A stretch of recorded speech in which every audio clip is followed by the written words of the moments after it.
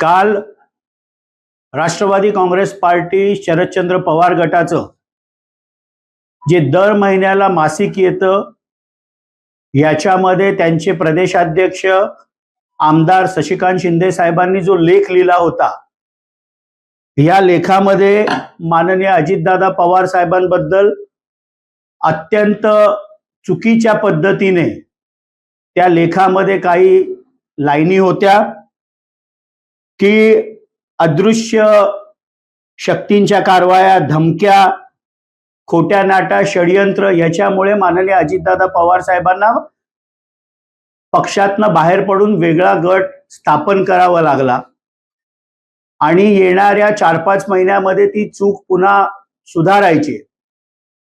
खरं तर पक्ष एकत्र असताना माननीय अजितदादा पवार साहेबांची अनेक वेळा पक्षातील बैठकींमध्ये भारतीय जनता पार्टी बरोबर जावं ही भूमिका असायची.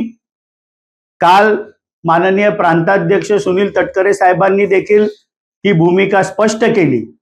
2014च्या विधानसभेचे निवडणुकीचे निकाल आल्यानंतर भारतीय जनता पार्टी ज्या वेळेला सर्वात मोठा पक्ष म्हणून निवडून आले, त्यावेळेला बाहेरून समर्थन देण्याचा निर्णय देखील त्यापैकीच एक होता. त्यानंतर 2016 असेल, 17 असेल, ते अगदी 2019चा सकाळचा शपथविधी असेल, त्यावेळेला देखील माननीय अजितदादा पवार साहेबांची भूमिका ही भारतीय जनता पार्टी बरोबर जाऊन 2 पक्षांचं स्थिर सरकार बनेल अशा प्रकारची होती. अगदी 2 मे 2023 रोजी ज्या वेळेला आदरणीय शरदचंद्र पवार साहेबांचा राजीनामा झाला आणि ज्या पद्धतीने वेळोवेळी पक्ष एकत्रित असताना अजितदादा पवार साहेबांना चुकीच्या पद्धतीने कार्यकर्ते पदाधिकाऱ्यांसमोर त्यांचं एक इमेज तयार करण्यात आली, हे कुठल्या प्रकारचं षडयंत्र त्यावेळेला त्या पक्षामध्ये होतं. माननीय अजितदादा पवार साहेबांनी ज्या वेळेला 2 जुलै 2023 रोजी पक्षातून बाहेर पडून भारतीय जनता पार्टी बरोबर सत्तेत जाण्याचं शिवसेनेबरोबर ठरवलं, त्यावेळेला कुठलाही त्यांच्यावर दबाव नव्हता, कुठलंही षडयंत्र त्यांच्या मागे लागलं नव्हतं. जी भूमिका सातत्याने गेले अनेक वर्ष माननीय अजितदादा पवार साहेब पक्षाच्या अंतर्गत बैठकांमध्ये घेत होती, तीच भूमिका जी वेळोवेळी सर्वोच्च नेतृत्वाने देखील त्याला बरेचदा पुढे जाण्यासाठी सांगितलं, पण अचानक ते निर्णय होत नव्हते, ती भूमिका माननीय अजितदादा पवार साहेबांनी घेतली.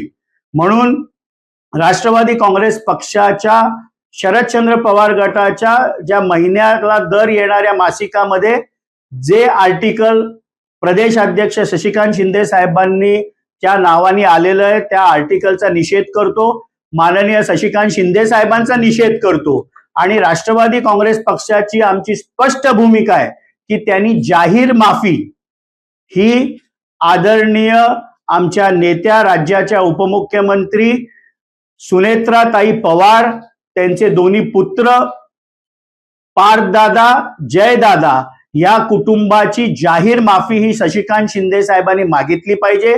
अजितदादा पवार साहेब हयात असताना पक्षामध्ये कशा प्रकारे त्यांची चुकीची एक इमेज तयार करण्यात आली आणि दुर्भाग्य एवढं आहे की त्यांच्या अचानक जाण्यानंतर देखील त्यांच्या विरुद्धचं हे षडयंत्र चालू आहे.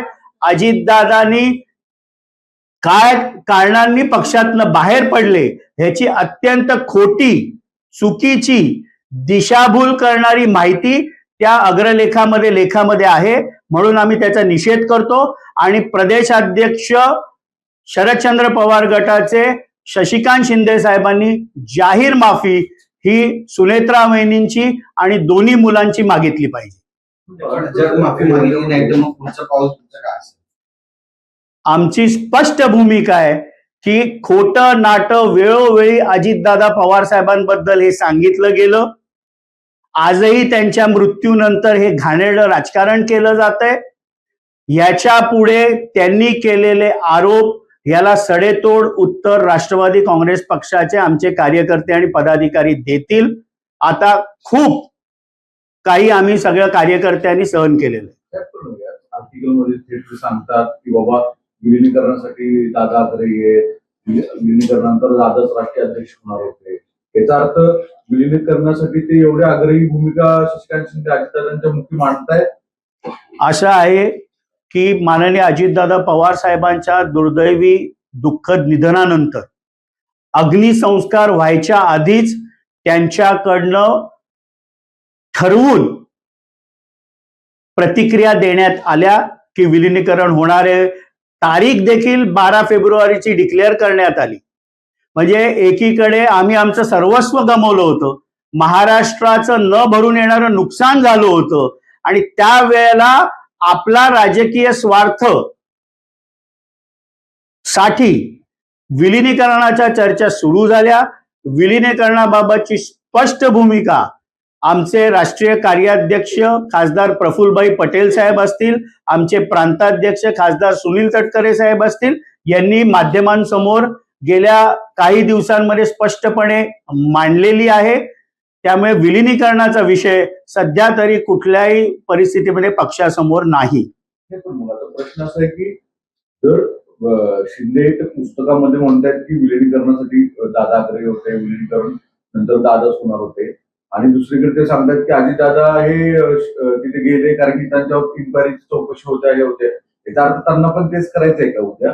असं आहे ना की अजितदादा पवार साहेब जिवंत असताना पक्षामध्ये ज्यावेळेला पक्ष एकत्रितपणे होता त्यावेळेला 2014 असेल, 16 असेल, 17 असेल, 19 असेल, ते 2023 2 मेचा राजीनामा असेल आदरणीय मोठ्या साहेबांचा, वेळोवेळी अजितदादा पवार साहेबांची प्रतिमा एक वेगळ्या पद्धतीने महाराष्ट्रासमोर आणि कार्यकर्त्यांसमोर मलिन करण्यात आली. म्हणजे मी स्पष्ट बोलतोय,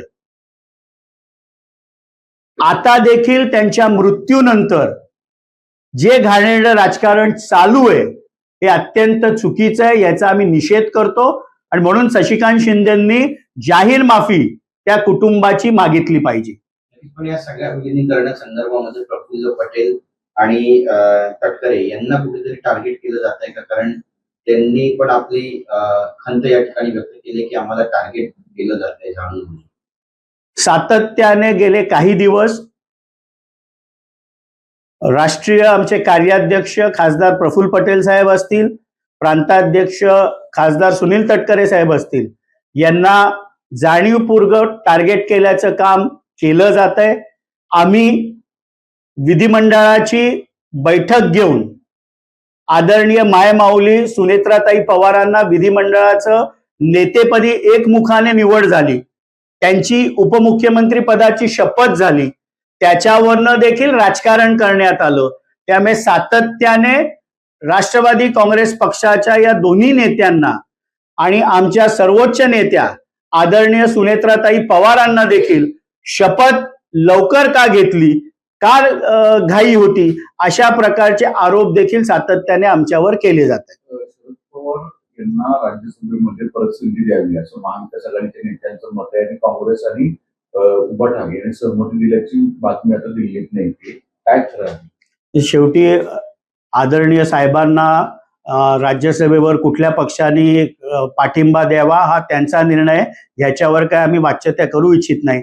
आमच्या पक्षावर जी शोककळा आलेली आहे, संपूर्ण महाराष्ट्रामध्ये शोककळा माननीय अजितदादा पवार साहेबांच्या जाण्याने न भरून येणारं जे नुकसान झालंय, याच्यातनंच आम्ही कार्यकर्ते, पदाधिकारी, लोकप्रतिनिधी सावरतोय. आम्हालाच अजून धीर देण्याची गरज असताना ज्या प्रकारचं गलिच्छ राजकारण केलं जातंय याचा आम्ही निषेध करतो. विलिनीकरणाची जी चर्चा होती दादांच्या मृत्यू वर्षातच का झाली याला कोण कारणीभूत आहे आणि जेव्हा दादा हयात होते त्यावेळी या चर्चा बाहेर का नाही आल्या? असं आहे ना की अग्निसंस्कार व्हायच्या आधीच